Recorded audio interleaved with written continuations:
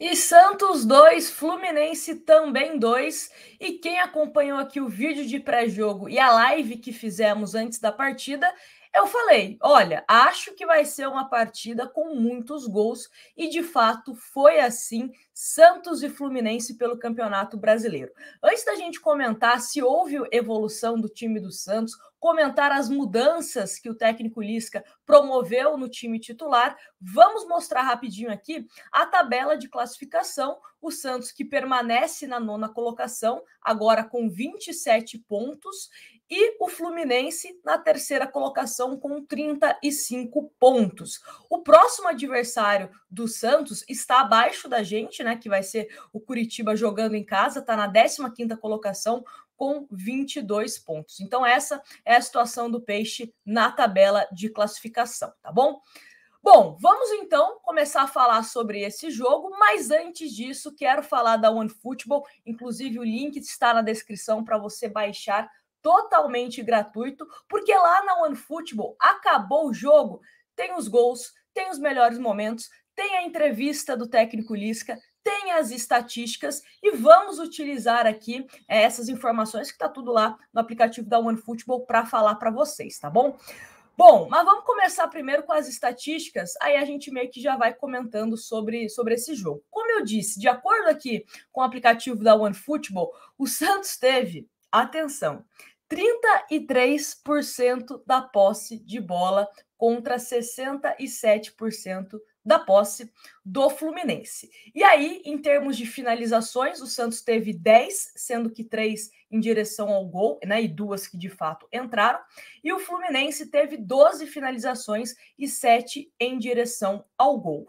Mas, se a gente for olhar assim, né, de uma maneira bem geral, o Fluminense ficou muito tempo com a bola, só que em vários momentos era aquela posse ali na zaga, né? Entre os volantes, os laterais, os zagueiros.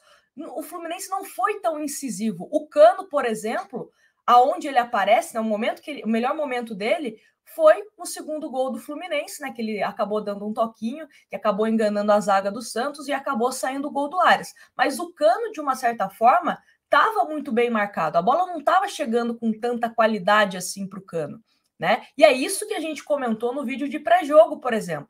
Tem que marcar os principais jogadores do Fluminense para que a gente não sofra tanto. Então, o Fluminense teve mais posse de bola, só que de chances claríssimas mesmo, não foram tantas. O João Paulo apareceu, fez algumas defesas, teve bola na trave, né, na cobrança de falta do Ganso e tal, mas não foi aquele volume de jogo que se traduz com a posse de bola. Aconteceu isso também, né, quando o Diniz estava no Santos. Às vezes a gente tinha muita posse de bola, mas era aquela falsa posse, né? Você fica com a bola, mas você meio que não faz tanta coisa assim. E o Santos, principalmente no primeiro tempo, eu gostei, porque eu senti um Santos mais compacto, um Santos mais organizado, dificultando algumas ações da equipe do Fluminense. Né? O Santos pressionando mais de perto os jogadores do Flu. No segundo tempo, naturalmente, caiu um pouco isso, né? Não dá para você manter por 90 minutos, não são máquinas, né? São seres humanos que estão ali. Mas eu gostei dessa postura do time do Santos, principalmente no primeiro tempo. Aí o Santos fez o gol, né? Depois do Sanches cobrar o escanteio, acho que teve uma resvalada ali acho que foi o Lucas Barbosa, se eu não estou enganada, e aí acaba, né, sobrando para o Luiz Felipe, que fez o gol do Santos. Um pouco sem querer, mas não estou nem aí, sem querer também vale, né, e fez o gol para o Santos. E aí, quando o Santos fez o gol, eu tive a sensação, né, estava na Vila Belmiro assistindo o jogo, não sei se vocês estiveram também na transmissão, que o Santos, sabe, ficou um pouco mais recuado, deu um pouco mais a bola para o time do Fluminense. Imaginei, pô, o Santos fez o gol, vai para cima. Mas não senti o Santos fazendo isso, né? Então, isso, de uma certa forma, me incomodou um pouquinho. Acho que dava para o Santos ficar um pouco mais confortável durante a partida. E esqueci de comentar, né? Falei que eu ia comentar, acabei esquecendo, mas vamos comentar agora, da questão do time titular do Santos. Ele sacou o Rodrigo Fernandes e também sacou o Léo Batistão. O Bruno Oliveira, a gente meio que já tinha uma ideia, né, de que o Carlos Sanches seria o titular, mas aí na entrevista coletiva que eu estou aqui no aplicativo da OneFootball, né? Mais uma vez fazendo aquela publi de responsa. O Lisca disse o seguinte sobre essas mudanças na escalação, principalmente entre os volantes. Abre aspas para o Lisca. Eu precisava equilibrar na parte técnica. O Camacho conhece o Diniz, sempre foi o homem de confiança. O Rodrigo está condicionado no homem. É um grande jogador. Nossa referência é bola, espaço, companheiros e adversário. Não perseguimos mais. O Rodrigo está assimilando e melhorando. Eu precisava de uma qualidade maior de jogo que o Camacho dá na iniciação. O Diniz faz trabalho diferente, só ele faz paralela cheia e enche o lado de campo. O time é muito associativo. Eu já tinha planejado a troca, os 3 do meio se desgastaram muito. Rodrigo entrou bem, desarmando, deu passe lindo para o segundo gol. De fato, né? Quando eu vi a escalação do time do Santos sem o Rodrigo Fernandes, foi um choque muito grande, porque para mim ele é titular absoluto, de forma indiscutível, né? Só se ele sentiu alguma coisa, desgaste, algo do tipo, mas ele também justificou, além do desgaste, que ele entende que o Camacho, né, tem um toque mais refinado ou melhor que o Rodrigo Fernandes. Eu confesso que discordo um pouco. Eu acho que o Rodrigo Fernandes ganha do Camacho, tanto no aspecto defensivo, né, de desarmar as bolas, tanto que o Rodrigo Fernandes é o jogador do Campeonato Brasileiro, né, no primeiro turno, que mais teve roubadas de bola, recuperação de bola. E também ele tem uma visão de jogo interessante. O passe que ele deu para o Ângelo, que ele enxerga o Ângelo, muito bom. Né? Ali teve um lance de frente para o portão 17, que é onde eu estava assistindo o jogo, que o Rodrigo Fernandes estava cercado por 3 do Fluminense e ele conseguiu sair com uma tranquilidade ali da situação. Então, o Rodrigo Fernandes, para mim, é titular absoluto desse time. Né? Foi completamente importante no gol de empate do Santos, que ele enxerga o Ângelo, né, subindo. O Ângelo também tem a calma, né, de conseguir passar certinho para o Marcos Leonardo. E o Marcos Leonardo, né, é totalmente oportunista, matador nato, conseguiu fazer o gol de empate do time do Santos. Mas eu acho que essa substituição, essa troca, melhor dizendo, foi por conta desse desgaste e também uma tentativa de melhorar, né, o passe do Santos com a entrada do Camacho. Mas, na minha opinião, acho que o Rodrigo Fernandes ganha nesses 2 aspectos.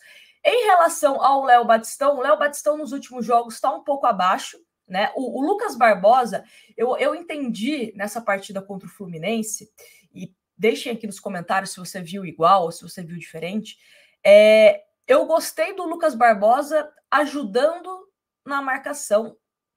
Ofensivamente, eu senti um pouco do Lucas Barbosa, mas taticamente eu gostei. Não sei se dá para entender, né? Não sei se dá para entender isso que eu estou querendo dizer.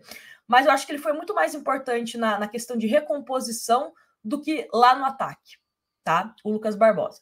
E aí, quando, né, o Santos faz algumas alterações, principalmente com as entradas de Ângelo e de Rodrigo Fernandes, o time do Santos melhorou e melhorou muito.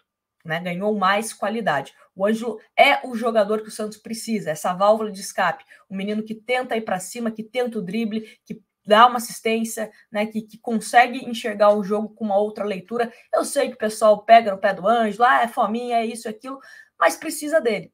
Né? Quando ele acerta um passe, sai gol. E ele se entende muito bem com o Marcos Leonardo. Né? Ele procura sempre o Marcos Leonardo para dar o passe, para tentar fazer o gol. Então, gosto bastante do Ângelo nesse sentido. No segundo tempo, como eu disse, né, acabei até me perdendo aqui na linha de raciocínio, mas no segundo tempo, como eu disse, o Santos baixou um pouco as linhas, né, obviamente por conta do cansaço, e aí o Fluminense gostou um pouco mais da partida e faz o primeiro gol num pênalti completamente infantil do Sandri. Eu gosto muito do Sandri, até ele estava conseguindo algumas roubadas de bola, né, alguns passes interessantes ali, mas aí foi completamente infantil no pênalti. Uma jogada praticamente perdida do Fluminense, né, um jogador de costa, era só cercar, ele vai e fez um pênalti, e aí o Ganso acabou diminuindo, né, para o Fluminense. Na hora ali, todo mundo ficou bravo com o Ganso, achando que foi uma provocação, depois ele falou que foi uma homenagem, enfim. Mas o Ganso faz o gol de pênalti, o Santos é aquilo, toma um gol, desmorona, né? E aí, acho que 1 minuto, 2 minutos, o Fluminense vai e acaba empatando o jogo. E aí, empatando não, né? Virando o jogo. E aí foi aquilo, né? O clima da Vila Belmiro já muda, a torcida começa já a ficar um pouco mais impaciente e tal. Mas aí, como a gente comentou, de Rodrigo Fernandes e Ângelo e Marcos Leonardo fizeram aquela jogadaça de contra-ataque, onde o Santos acabou empatando a partida. Foi um jogo interessante ali no estádio, principalmente no segundo tempo. O primeiro tempo foi um pouco, né? Fluminense vai no campo de defesa trocando passos, o Santos fez o gol e estava feliz com o gol que fez, mas o jogo mesmo pegou fogo ali no segundo tempo, né, que tivemos mais movimentações e mais gols também. Mas eu senti um Santos um pouco mais organizado, senti um Santos incomodando mais a equipe adversária, tá? E entendi, de uma certa forma, algumas mudanças do Lisca. Entendi, mas não concordo. Eu acho que o Rodrigo Fernandes tem que ser titular desse time do Santos. E é isso. Mas vamos que vamos para o próximo jogo. Teremos mais uma semana aí de treinamento, que é importante, né, para a gente conseguir assimilar mais coisas aí para o restante do Campeonato Brasileiro. E estava lá na Vila Belmiro, eu de novo falando aqui da OneFootball, e saiu a notícia, né, de que Santos e Luan estão bem encaminhados. Então, caso confirme aí a contratação, a gente faz um vídeo falando sobre essa possível chegada, né, ou essa contratação do meio atacante Luan, que pertence ao Corinthians, né? Inicialmente estão falando que seria um empréstimo com o Corinthians pagando todo o salário, R$700 mil do Luan, de forma integral, até o final do Campeonato Brasileiro. O fato é, o último jogo do Luan, se eu não me engano, foi em fevereiro, foi ainda no Campeonato Paulista. Então, quanto tempo será que o Luan vai ficar ok, né, para conseguir jogar uma partida pelo Santos? Será que vai dar tempo? Não, o Campeonato Brasileiro vai até novembro. Mas vamos ver o que vai dar isso. Se fechar, a gente vem com o vídeo e comenta, tá bom? Mas eu quero saber a sua opinião também sobre o Luan, sobre o jogo. Enfim, fique à vontade aí nos comentários para você deixar a sua opinião. E não esquece de baixar o aplicativo da OneFootball, como você percebeu, né? Esse vídeo aqui foi estatísticas diretamente da OneFootball, o que o Isca falou diretamente da OneFootball. Então, para você ficar bem informado, baixe o aplicativo. É de graça, tá? É de graça, você tem acesso a vários recursos e é bacana você ter no seu celular para você ficar por dentro de tudo que está acontecendo. Grande beijo para vocês e a gente se vê no próximo vídeo.